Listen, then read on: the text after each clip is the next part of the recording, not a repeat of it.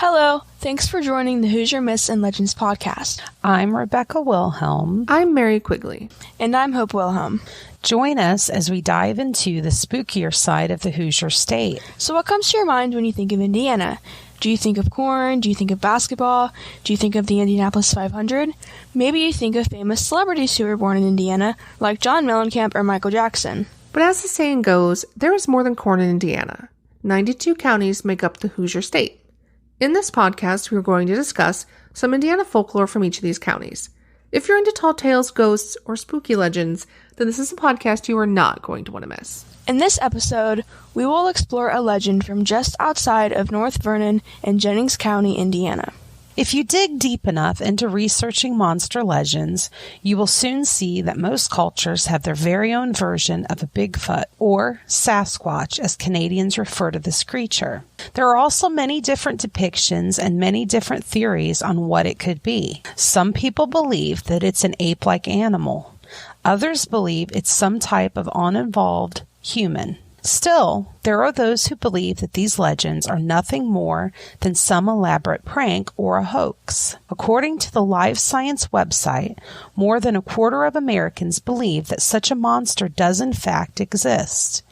Many Hoosiers have no idea that our state is home to such a legend. Next time you are fishing at the Crosley Fish and Wildlife Area, located in southern Jennings County, you may just want to keep your eyes open and be very aware of your surroundings. Since 1958, the woods surrounding Crosley Wildlife Refuge in Jennings County have believed to have been the home of Indiana's own Bigfoot. In this episode, we are going to discuss the creature that Hoosiers have nicknamed the Crosley Monster.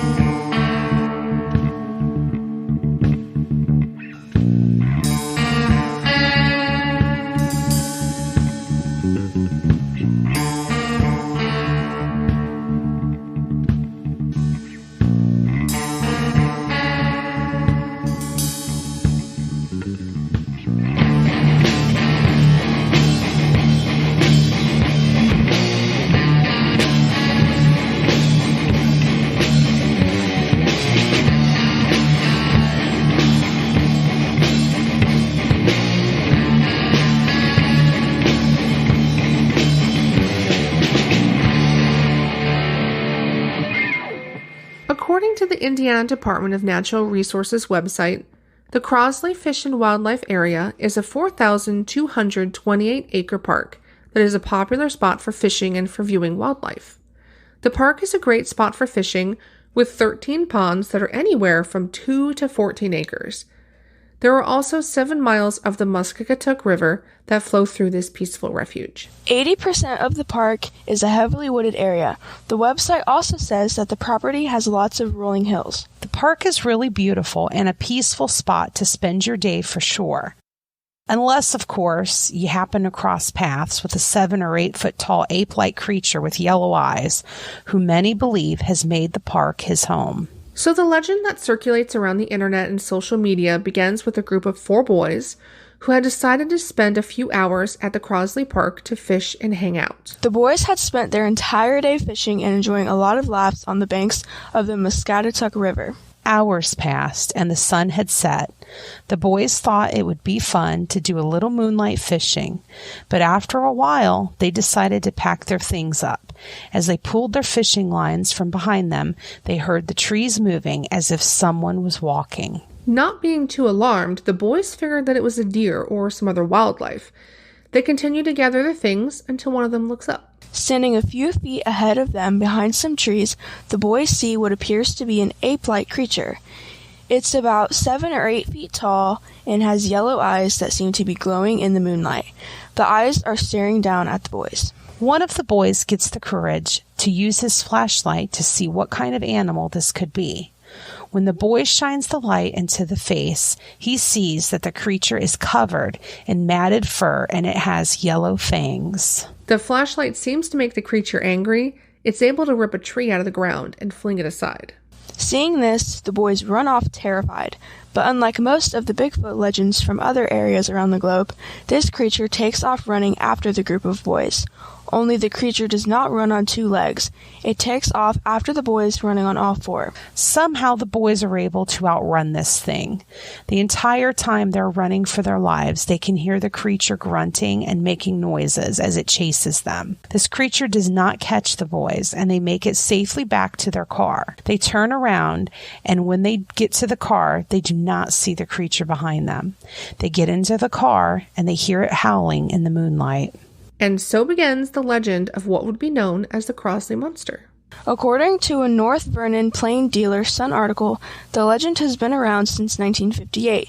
An October 24, 2011 article written by Bryce Mayer entitled Halloween Monster Story.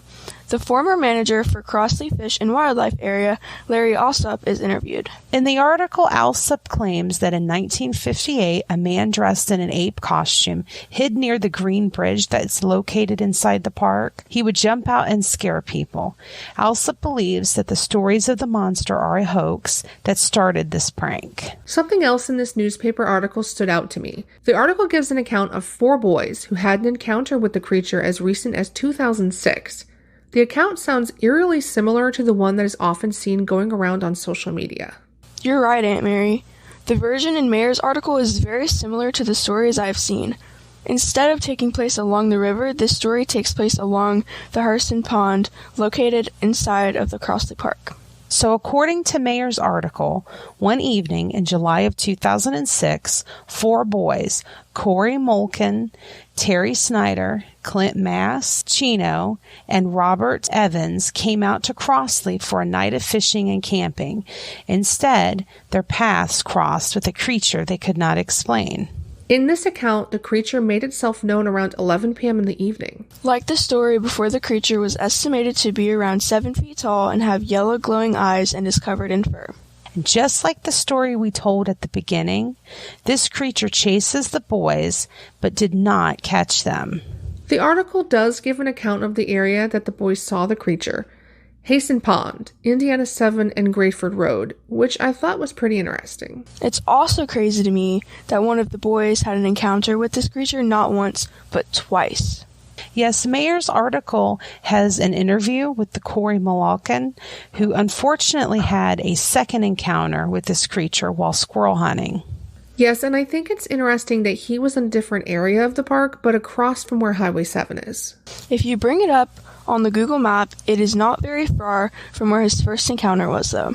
So Corey hears this thing scream, and he realizes that it's making the same sound on a tape that he had heard at a lecture that he had attended in Columbus, Indiana, after the very first encounter.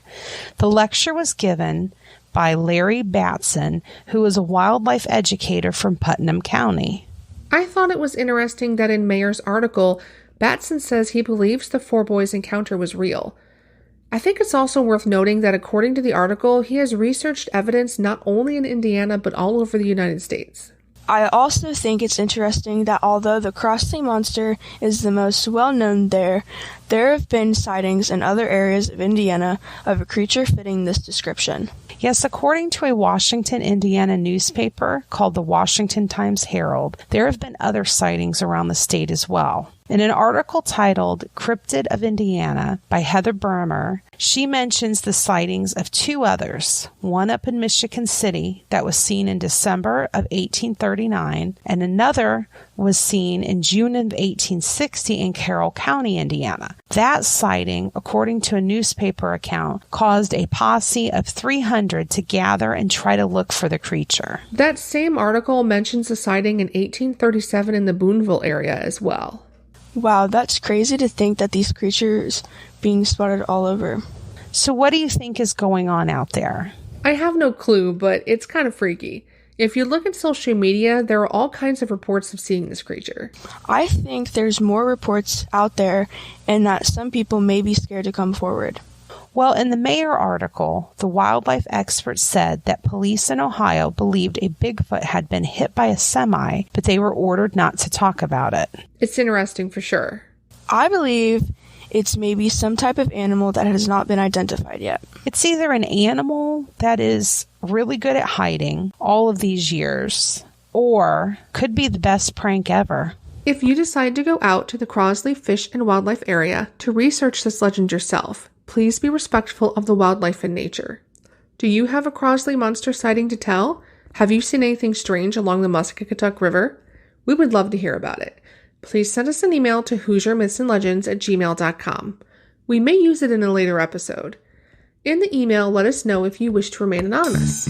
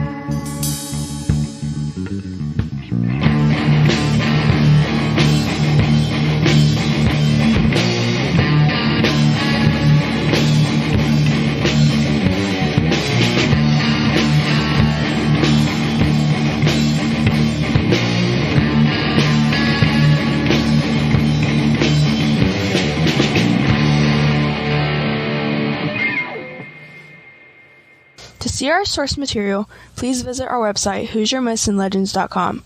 Please find us and follow us on Facebook or on Instagram. Our theme song was written and recorded by Wet Blanket. The song title is Taxidermy Race Car.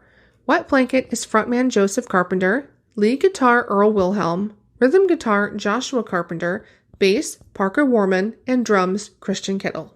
We are so excited to see all of the positive feedback on our episodes. We really appreciate our listeners. If you like what you hear, please don't forget to give us a 5-star rating on whatever podcast platform you are listening to us through. Thank you for tuning in to Hoosier Myths and Legends. As always, stay spooky.